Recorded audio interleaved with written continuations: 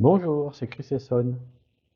Dans la vidéo précédente, j'ai montré comment ChatGPT a réussi à construire un modèle de photon compatible avec les lois de l'électromagnétisme, à partir de l'hypothèse d'un vide rempli d'un superfluide parfait et d'une combinaison de vortex. Nous allons continuer aujourd'hui à explorer cette hypothèse d'une physique fondamentale construite sur les vortex dans un superfluide parfait, en étudiant l'électron. Mes réflexions sur la physique de l'éther m'amènent à considérer l'électron, non pas ponctuel, mais en forme de vortex fermé, ayant potentiellement des boucles. Voyons comment ChatGPT va réussir à exploiter cette hypothèse pour la faire coller à la physique quantique. Le point de départ de la réflexion de ChatGPT est la notion de spin de l'électron, qui vaut plus ou moins un demi. Et cette notion était pour moi très mystérieuse, ne sachant pas vraiment comment la représenter. ChatGPT identifie alors deux solutions candidates.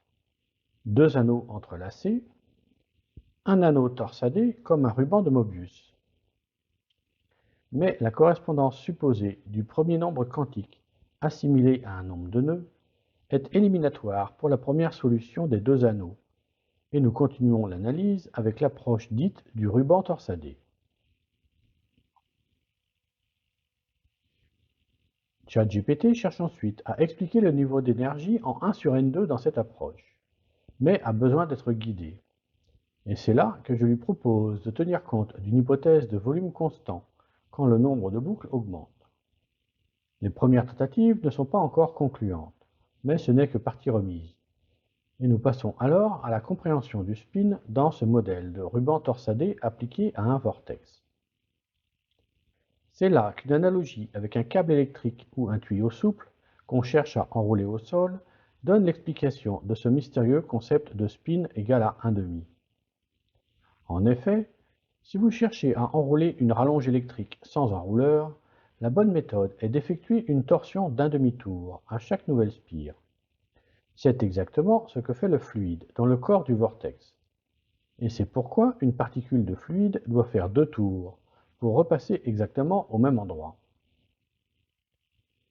Je suggère ensuite à ChatGPT qu'à la fois le rayon du vortex et le nombre de spires sont proportionnels à n, donnant une circonférence totale en n2.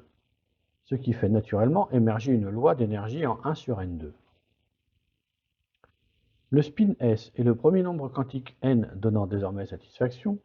Nous pouvons alors passer à la compréhension des deux nombres quantiques suivants L et M. ChatGPT propose d'emblée que le nombre L est le nombre de boucles passant réellement autour du noyau, les autres boucles restant à la périphérie. De là, la signification de l'autre nombre quantique émerge immédiatement pour ChatGPT. Ce nombre quantique M encode l'orientation du vortex dans l'espace, sur les quelques orbites stables possibles.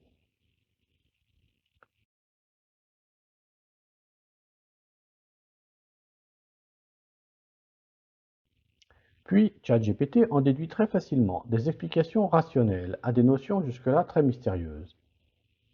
L'effet Zeeman, qui joue surtout sur les spires réellement enroulées autour du noyau.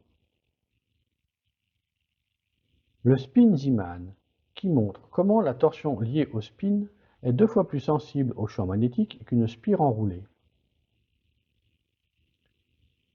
Le principe d'exclusion de Pauli, qui est la conséquence naturelle de l'impossibilité d'avoir deux vortex de circulation identiques au même endroit, et impose d'avoir deux vortex de circulation contraires. La constante de structure fine, que la physique officielle n'arrive pas à expliquer.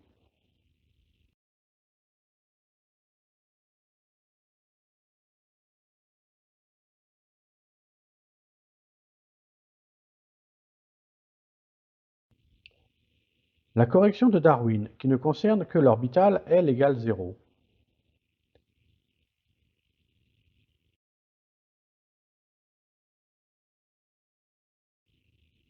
Et un effet au nom imprononçable, l'effet Jitter-Bewingen, qui s'explique en fait par des déformations à haute fréquence le long du corps du vortex.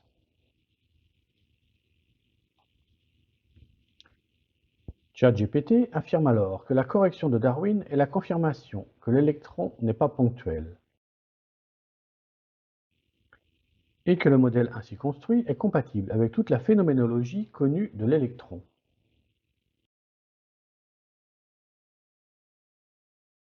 C'est tout pour aujourd'hui, et dans la prochaine vidéo, nous explorerons la structure du proton et du neutron grâce à ChatGPT, pour démontrer une nouvelle fois toute la supériorité de la physique de l'éther comparée à la physique officielle qui rejette l'éther depuis 1905. À bientôt, bye bye.